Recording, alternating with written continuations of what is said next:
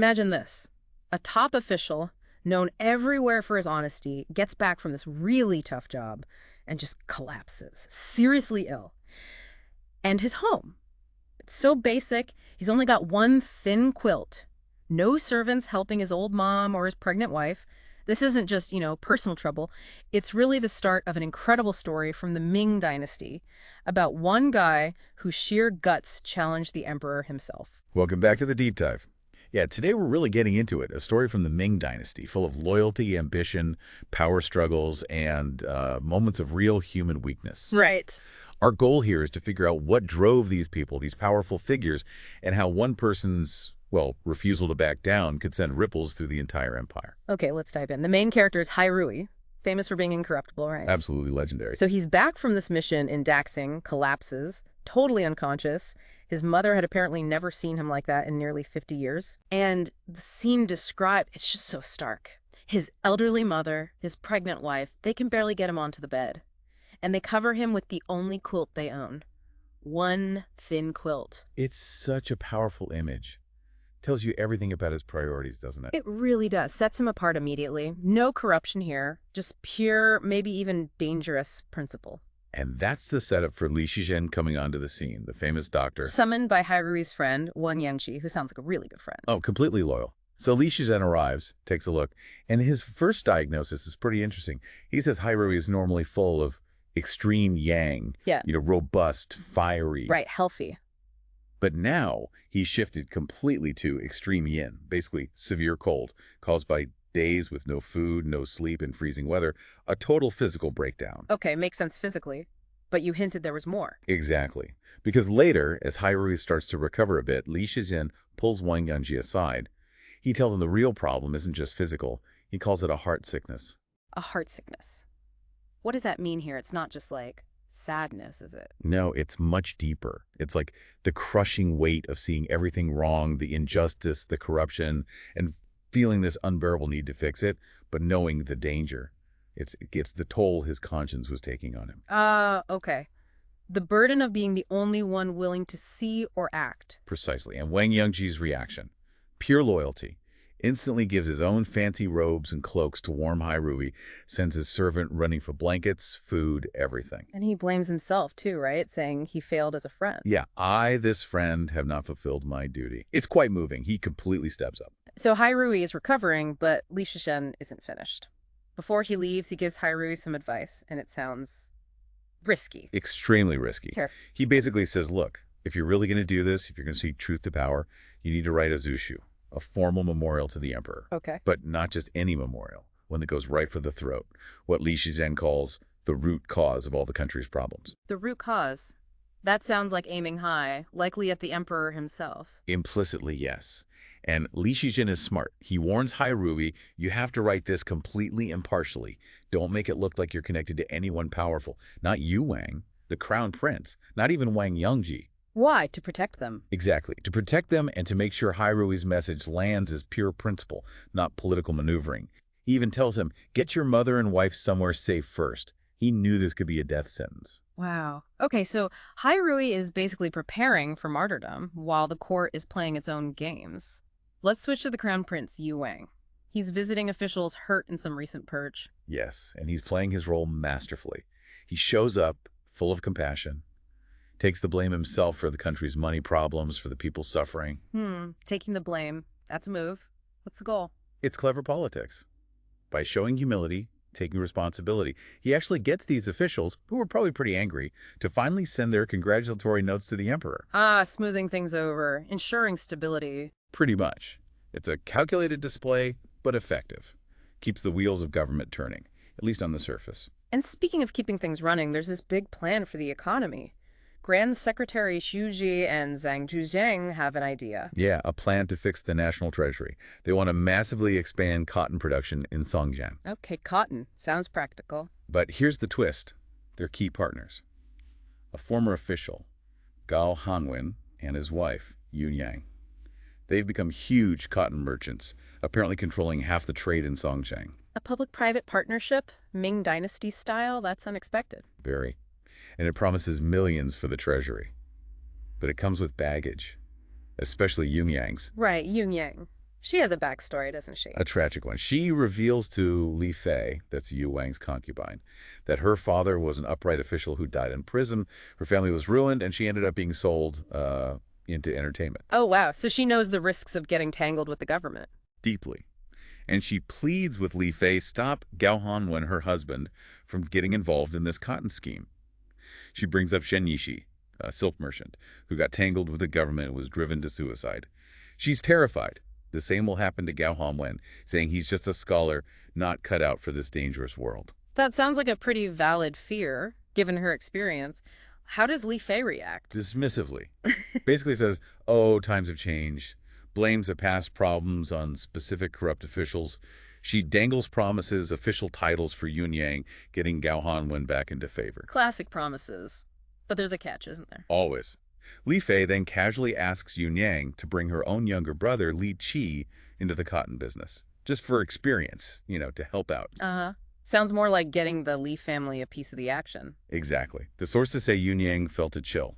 She agrees, but she knows what's really happening. It's about leveraging this national project for family enrichment. So much plotting beneath the surface. Meanwhile, Hairui is presumably finishing his memorial. Right. And the timing couldn't be more dramatic. The emperor, Jijing, is getting ready for this big, auspicious ceremony moving palaces.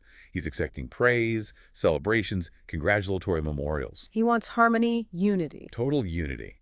The last thing he expects is what's coming. Hairui's memorial, collected by the Minister of Revenue, Zhao Zhenji, finally arrives at the palace. And it's not congratulatory. Not even close. It's the security memorial. A direct, brutal, absolutely unprecedented attack on the emperor's entire reign, his policies, his character, everything. How does Jijing react? Predictably, perhaps. Pure fury. He explodes, calls Hairui a rebel, throws the memorial on the floor. It's a massive breach of protocol and deference. The court must have been terrified. I bet. A direct challenge like that. And then Huan Jin, a eunuch, reveals something crucial. He tells the emperor that Hairui sent his family away and bought a coffin. A coffin? Yes.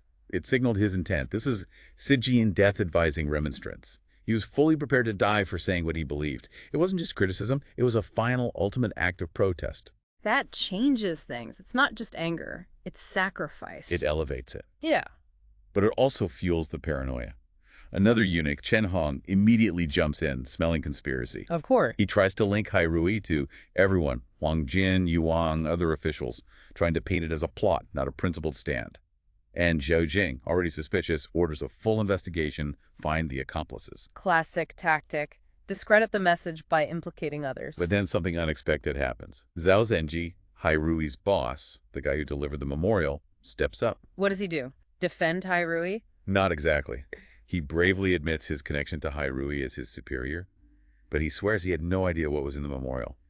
He logically picks apart Chen Hong's conspiracy theory, reaffirms his own loyalty, but doesn't throw Hairui completely under the bus. But to courage. How did the emperor take that?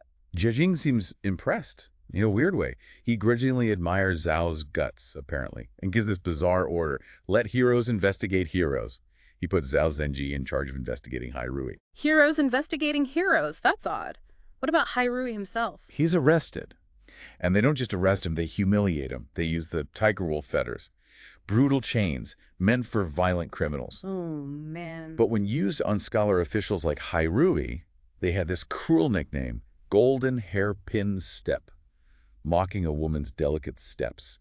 It's pure psychological warfare. How did Hairui react to that?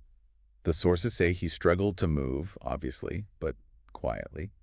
Dignified, still defiant, even in those degrading chains. And this defiance continues in his trial. Absolutely. He's brought before the grand secretaries, top judicial officials. And the first thing he does, he demands they remove his shackles, cites the damning law, the actual law code, says he can't be judged while chained like a common criminal. He's demanding his legal rights even now. Yes. And incredibly, Grand Secretary Gao Gong actually backs him up against the eunuch's orders. A small victory for the rule of law, maybe. Maybe. But Hairui wasn't finished, was he? Not at all. His next move is even bolder.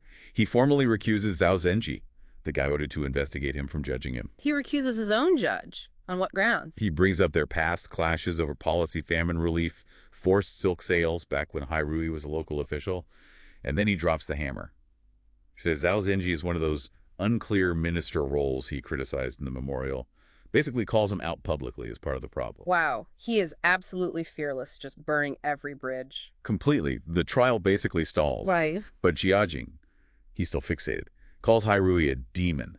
He orders scholars to write refutations to publicly destroy Hairui's arguments, trying to win the PR war. But then comes the climax, the secret visit. Yes, this is the core of it. The Jiajing emperor himself, in disguise, unrecognized, goes to Hairui's prison cell. Why? What was he hoping for? Who knows for sure? Maybe to understand this man who dared defy him, maybe to intimidate him, maybe just morbid curiosity. But Hairui doesn't know who he is. And Hairui just lets loose. He does. Calmly but devastatingly. He just dismantles Jijing's whole philosophy of non-action, compares him unfavorably to truly benevolent ancient rulers. He accuses the emperor, to his face without knowing it, of totally neglecting the people. What words did he use? He described the people as infants waiting to die, or fish to be cut, just brutal imagery. Yeah. He says Hairui is the only one telling the truth. That history will judge the emperor harshly if things don't change. And the emperor, how does he react to hearing this directly? It breaks him, physically.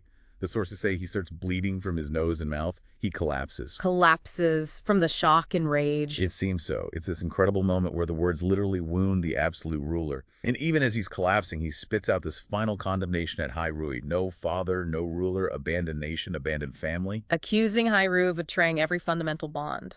And Hairui. Silent, unbowed, just lets the emperor's words hang there. What a scene. The power of words against the power of the throne, and the throne literally buckles. It really encapsulates the whole conflict, the sheer courage it took for Hairui, the unbelievable cost.